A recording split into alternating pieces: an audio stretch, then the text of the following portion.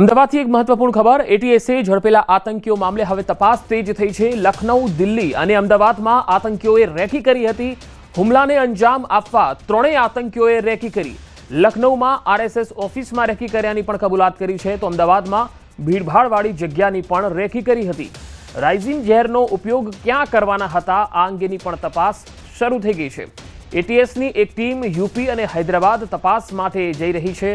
હૈદરાબાદમાં અન્ય આતંકીઓ સામે પણ ખુલાસો થઈ શકે છે। આતંકીઓનો ખુલાસો છે, કારણ કે હૈદરાબાદમાં કેટલાક આતંકીઓ હોઈ શકે છે। મોબાઈલ અને લેપટોપમાંથી ષડયંત્રની વિગતો આવી શકે છે સામે। સોશિયલ મીડિયા ગ્રુપની તપાસ માટે એફએસએલની પણ મદદ લેવામાં આવી રહી છે। વધુ માહિતી મેળવીએ, સંવાદદાતા મૌલિક ધામેચા મારી સાથે જોડાયા છે। મૌલિક, અમદાવાદમાં જે ત્રણેય આતંકીઓએ રેકી કરી હતી, આ આતંકીઓ કયા આતંકી સંગઠન સાથે સંકળાયેલા હોઈ શકે છે અને તેમની મૂળ યોજના શું હતી?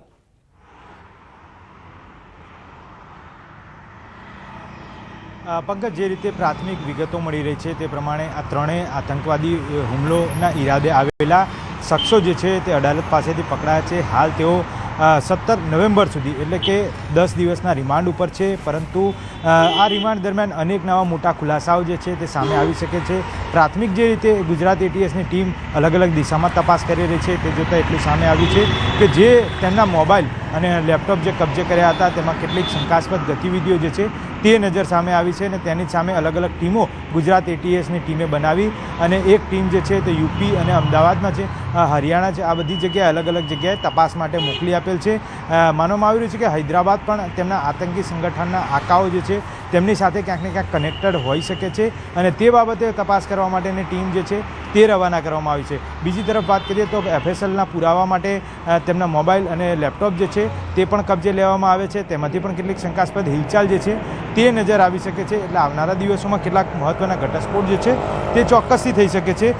પરંતુ અત્યારે હાલ જે રીતે પૂછપરછમાં સામે આવ્યું છે કે લખનઉમાં આરએસએસની જે ઓફિસ જે છે ત્યાં આગળ આ આતંકીઓએ રેકી કરી હતી। સાથે સાથે અમદાવાદમાં પણ અનેક જે ભીડભાડવાળી જગ્યાઓ જે છે કે જ્યાં તેઓ લોકોને અફેક્ટેડ કરી શકે તેવી જગ્યાએ લોકો રેકી કરી ચૂક્યા હતા। તેમનો માસ્ટર પ્લાન શું હતો, તેમનો આકા કોણ હતો, આ તમામ બાબતે હવે પૂછપરછ કરવા માટે રિમાન્ડની જે જરૂરિયાત હતી તે રિમાન્ડ મળી ચૂક્યા છે। એટલે હવે દિશા સાથે એ ગુજરાત એટીએસની અલગ અલગ ટીમો જે છે તે તપાસ કરી રહી છે। કે અમૌલિક, જે ટીમ અહીંયાથી હૈદરાબાદ તપાસ અર્થે રવાના થઈ છે, આ કયા પ્રકારની તપાસ થશે? શું હૈદરાબાદમાં પણ આતંકી નેટવર્ક હોઈ શકે છે? કોઈ સદસ્ય ત્યાં છુપાયો હોઈ શકે છે?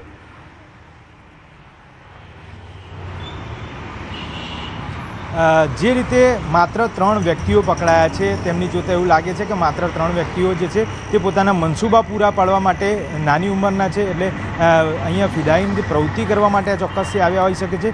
પરંતુ તેમના આકા અને અન્ય જે વ્યક્તિઓ તેમની સાથે સંડોવાયેલા હતા તે કઈ કઈ જગ્યાએ સંડોવાયેલા છે તેની વાત નકારી ન શકાય અને તેના જ માટે હૈદરાબાદ સહિતની અનેક જગ્યાએ ટીમો જે છે તે રવાના કરવામાં આવી છે અને તેમાં કેટલાક લોકોની જે શંકાસ્પદ હિલચાલ જે છે તે નજરે પડતા તેમની પર ધરપકડ કરવાની દિશામાં અત્યારે ગુજરાત એટીએસ કામગીરી કરી રહી છે।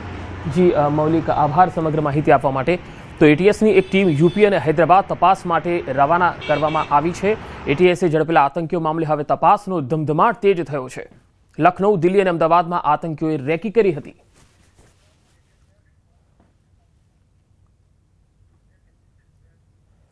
ચીનમાં એમબીબીએસ કરેલા સહિત 3 આતંકીઓ ગુજરાતમાં કરવાના હતા કેમિકલ હુમલો।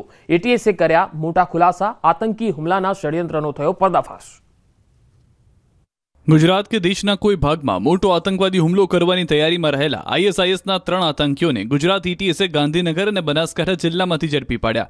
આતંકીઓએ કેમિકલ હુમલાનો પ્લાન બનાવ્યો હોવાનો ઘટસ્ફોટ થયો। 3 આતંકીઓમાંથી 2 યુપીના અને હૈદરાબાદનો હોવાનું સામે આવ્યું। માહિતીના આધારે એટીએસે સૌથી પહેલા એક આતંકીના અડાલજ પાસેથી અને બીજાને બનાસકાંઠાથી ઝડપી પાડ્યા। આ લોકો સોશિયલ મીડિયાથી આઈએસકેવીની વિચારધારા સાથે જોડાયેલા અને રેડિકલ હોવાનું સામે આવ્યું। ટેલિગ્રામ ગ્રુપમાં અબુ ખદીજા નામના એક વ્યક્તિની સૂચનાથી આ કરી રહ્યા છે, જે પાકિસ્તાન અથવા અફઘાનિસ્તાનમાં હોઈ શકે તેવી શંકા છે। હથિયાર પણ ડ્રોન મારફતે આમિર ભારતમાં મોકલતો હોય તેવું તપાસમાં સામે આવ્યું છે। આતંકીઓએ દિલ્હી, લખનઉ અને અમદાવાદમાં રેકી પણ કરી અનેક મોટી ઘટનાને અંજામ આપવાની ફિરાકમાં હતા। ડોક્ટર અહેમદ મહુદ્દીન સૈયદ મૂળ હૈદરાબાદનો રહેવાસી છે અને ગુજરાત તે હથિયાર કલેક્ટ કરવા આવ્યો હતો। આઝાદ સુલેમાન શેખ અને મોહમ્મદ સુહેલ નામના યુપીના આતંકીઓએ રાજસ્થાનના હનુમાનગઢીથી હથિયારો મેળવીને ગાંધીનગરના કલોલ નજીક કબ્રસ્તાનમાં છોડી દીધા હતા।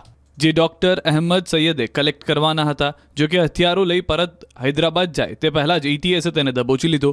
ત્રણેય આતંકીઓ પાસેથી 4 વિદેશી બનાવટની પિસ્તોલ, 30 જીવતા કારતૂસ અને 40 લીટર કેસ્ટર ઓઇલ કબજે કરાયું છે. એક આતંકી ડોક્ટર અહેમદ સૈયદ ચાઇનાથી MBBS કરી ચૂક્યો છે.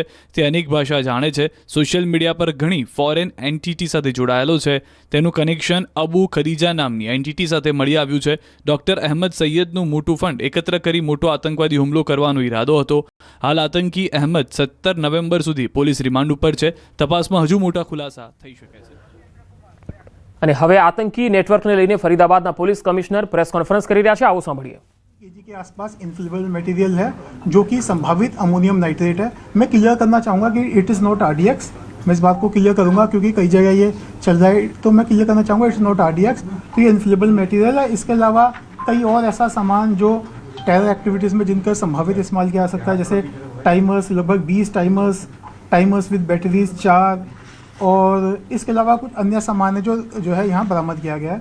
साथ साथ ही जो है जो फायर आर्म्स में एक Karen cop rifle with 3 magazines and 83 live rounds, एक pistol with 8 live rounds, 2 empty cartridges और 2 एडिशनल मैगजीन्स हैं जो इनसे जो है रिकवरी की गई है. और इसके अंदर जो है अभी जो है कार्रवाई जो है दोनों की हमारी जॉइंट पुलिस की कार्रवाई जो है जारी है. सर एक 56 में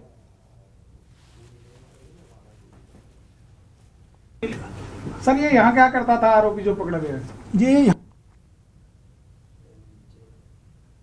मुजम्मिल को कब पकड़ा गया था? यूनिवर्सिटी जी यहाँ पर जो, हाँ, he was working in Alfalah university ji. बाकी मैं आपको जो है बहुत सारी ऑपरेशनल डिटेल्स हैं. मैं आपको ये कहूँगा कि ये ऑपरेशन नहीं, इट्स नॉट AK-56 जो है, it is Karen cop assault rifle. Sir ये यहाँ क्या करता था आरोपी जो पकड़ा गया?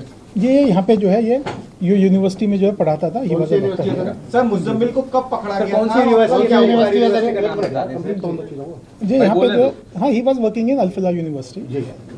बाकी मैं आपको जो है बहुत सारी ऑपरेशनल डिटेल्स हैं. मैं आपको ये कहूँगा कि ये ऑपरेशंस हमारा जारी है, तो ऑपरेशंस को ध्यान में रखते हुए बहुत सारी ऑपरेशनल डिटेल्स हैं जिन्हें मैं इस समय भी नहीं बता सकता. जो आप बता सकते हैं वो बता दें. कितना समय पहले आया था सर ये यहाँ पे? ये लगभग जो है यहाँ पे ये सारा ये पिछले 15 दिन से एक हमारा जॉइंट ऑपरेशन चल रहा था, तो उसी जॉइंट ऑपरेशन के अंतर्गत ये कार्रवाई की गई है. पहले भी इनके लॉकर में से, पहले जहाँ जम्मू कश्मीर में ये पढ़ाते थे वहाँ पे भी इनके लॉकर में से AK-47 मिली थी सर जी. इस बारे में मैं नहीं कह पाऊंगा. सर ये कहाँ घटना को अंजाम देने की फिराक में थे? कुछ ऐसा सामने आया क्या? देखिए इस बारे में भी इन्वेस्टिगेशन जारी है. जैसे मैंने आपको कहा, एक वृहद नेशनल सिक्योरिटी को ध्यान में रखते हुए बहुत सारी ऐसी डिटेल्स हैं जिन्हें अभी इस समय बताया जाना उचित नहीं है. हरियाणा में कुछ और जगहों पे भी है.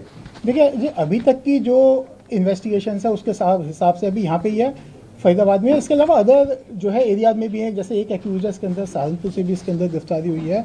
तो एक ये जो है, हाँ, ये एक बड़ा मॉड्यूल है. और डॉक्टर का जिक्र किया जा रहा है, ये डॉक्टर भी क्या इसका मुजम्मिल का साथी है, यहीं पर रहता है या कोई और डॉक्टर? नहीं, जो डॉक्टर है ये Muzammil is a doctor, he is a doctor. तीसरे एक और डॉक्टर की बातचीत जो अभी है, जो अभी फरार है. हाँ, उसके बारे में भी जांच जारी है. मुजम्मिल को कब गिरफ्तार किया गया फरीदाबाद से सर? उसे करीब 9-10 दिन पहले गिरफ्तार. सर कितने लोगों की गिरफ्तारी